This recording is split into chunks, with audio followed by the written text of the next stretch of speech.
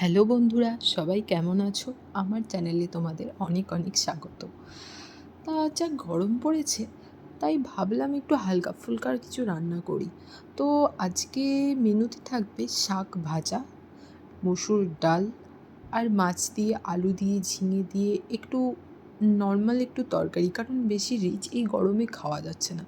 তাই সকাল সকাল একটু রান্নার প্রস্তুতিটা নিয়েই নিলাম, কারণ আমি একটু সকাল সকাল রান্না করে নিতেই বেশি ভালোবাসি। কারণ বেলার দিকে প্রচণ্ড গরম করে, তাই ভালো লাগে না। তাই সকাল সকাল রান্নাগুলো রেডি করে নিলাম। আর রান্নাগুলোর মধ্যে প্রথমেই করলাম শাকটা ভাপিয়ে রেখে দিয়েছিলাম। তো এবার একটু তেল, একটু পেঁয়াজ দিয়ে, একটু লঙ্কা ফোড়ন দেওয়াই ছিল, তো দিয়ে নিলাম। এর ফাঁকে একটু রূপচর্চা করে নিলাম, কারণ মুখটা খুব জ্বালা জ্বালা করছিল। বুঝতে পারছিলাম না কিসের জন্য, কারণ রোদের জন্যও হতে পারে, প্রচণ্ড রোদের তাপ এখন, তো সেই জন্যও হতে পারে। তাই হাতের কাছে অ্যালোভেরা জেল ছিল, তো ওটাই আমি মুখে একটু চারিদিকে লাগিয়ে নিলাম, কারণ প্রচণ্ড গরমেতে মুখগুলো জ্বলছিল, বুঝতে পারছিলাম না কেন। তো আমার এটা প্রায় কমপ্লিট হয়েই গেছে। তো এবার ঢাকনাটা খুলে দেখলাম শাকটা প্রায় হয়েই এসছে।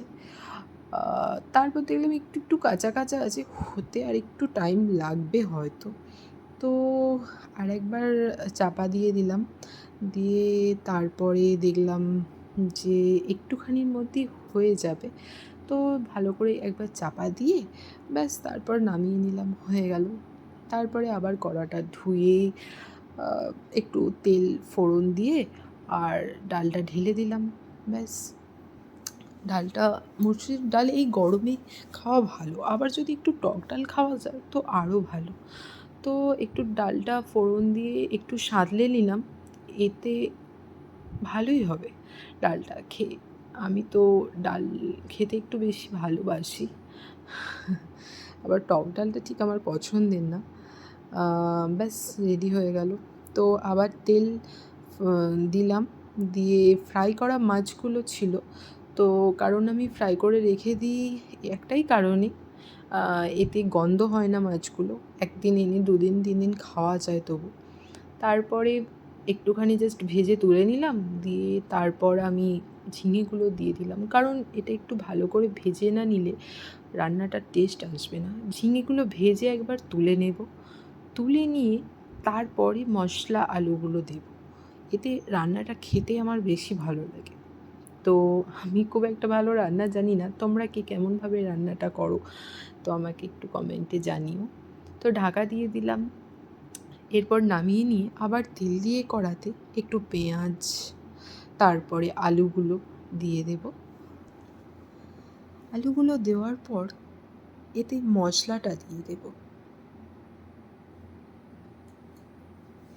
মশলার পরে টমেটো, গ্রেট করা টমেটোটাও দিয়ে দেব।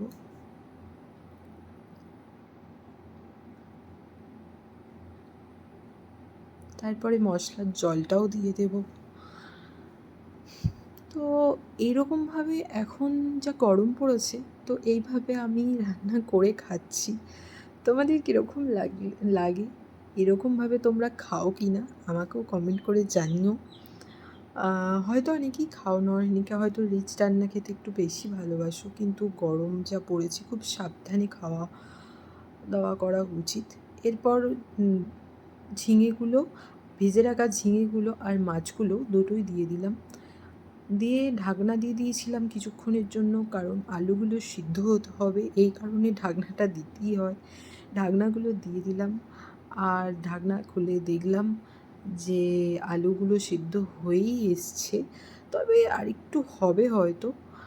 আর একটু জাস্ট ঘেঁটে দিলাম, কারণ নিচেতে মশলাটা থাকে, তো মশলাটা অনেক সময় ধরে ধরে যায়, তাই জন্য একটু ঘেঁটে দিলাম, নাড়াচাড়া করে ব্যাস আর একবার ঢাকা দিয়ে দিলাম, দিয়ে কিছুক্ষণের জন্য 2-5 মিনিটের জন্য। তারপর খুলে দেখলাম রান্নাটা প্রায় রেডি হয়ে এসছে, একটু ঝোলটা মরে মরে গেলেই হয়ে যাবে, ব্যাস আমার রান্না কমপ্লিট। বাজে তখন 11টা। সবাই ভালো থাকবে।